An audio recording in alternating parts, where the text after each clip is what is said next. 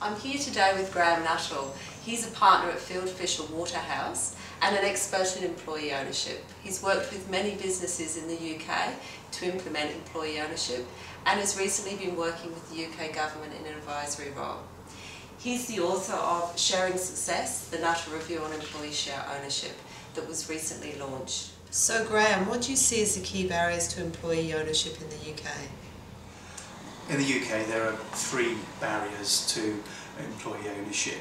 The first is a lack of awareness of the concept of employee ownership. The second is a lack of resources to support employee ownership.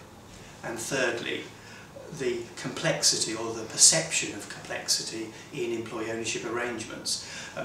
These are the disadvantages that I've identified through my professional career.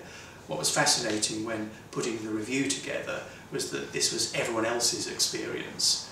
These are the three obstacles. If we want to promote employee ownership in the UK, we're going to have to raise awareness, increase resources and reduce the complexity around employee ownership.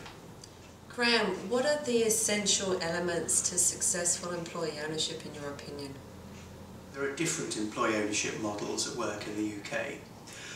Research suggests there are three key ingredients, whatever the legal form of the employee ownership.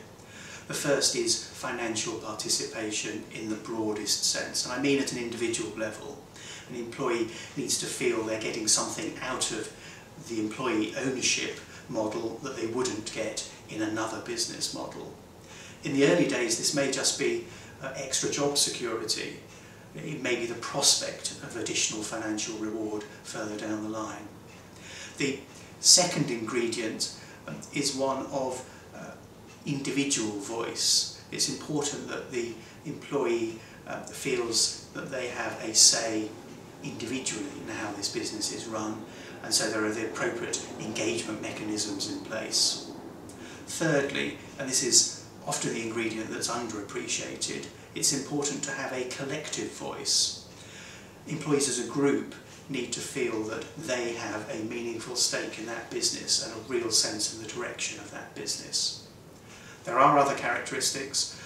Typically one sees a real sense of purpose or an ethos behind an employee-owned business, and similarly one sees a fairness in pay rewards and perhaps a great contribution to the local community.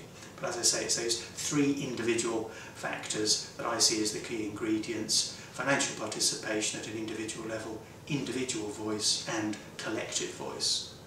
What connection do you think there is between employee engagement and employee ownership? The two are interlinked. We have failed in this country to fully appreciate that.